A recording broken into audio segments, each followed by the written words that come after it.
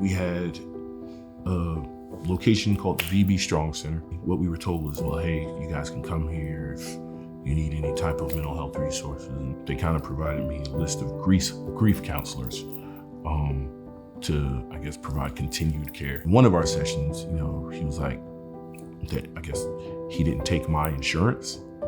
And he was like, so, we need to figure out how he was gonna get paid. For me, I guess the difficulty in that was after the city had said, hey, we're gonna take care of this. And if you say that you're gonna cover things that aren't, that you're gonna cover things, then I would say, I feel like I shouldn't have had to have that conversation, at least not then. And maybe, I don't know, maybe it's naivete, but it was a little frustrating for me.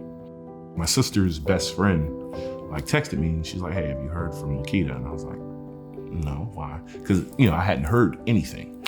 And she was like, there's a shooting going, I heard there was a shooting down in the municipal center near where she works. And I can't get in touch with her. I was like, okay, that's, it's concerning, but I just, my sister is a great person.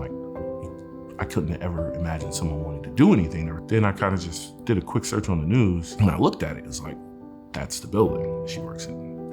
That's the floor she works on. So then I start getting really worried. I don't remember this at the time, but later my mother told me that I actually said to her, she would have called by now if she was alive or if she was okay. It was not long after that, my mom said it was when we got the call that she didn't make it. I try to be realistic.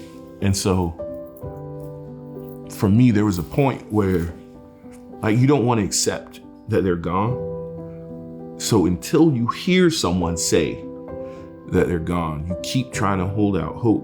But it's after 3 hours, 4 hours,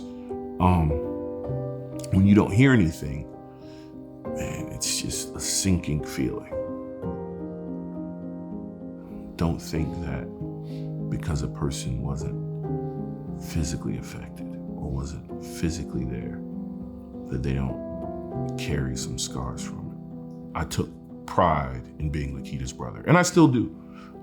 But it's that's kind of, that part of my life is almost gone. This year, I became older than my sister. And I went, 39 years of my life being her younger brother. They're an organization you can trust. It was founded by people who have been through a horrific experience, and their aim is to help others who have been through that, a similar experience.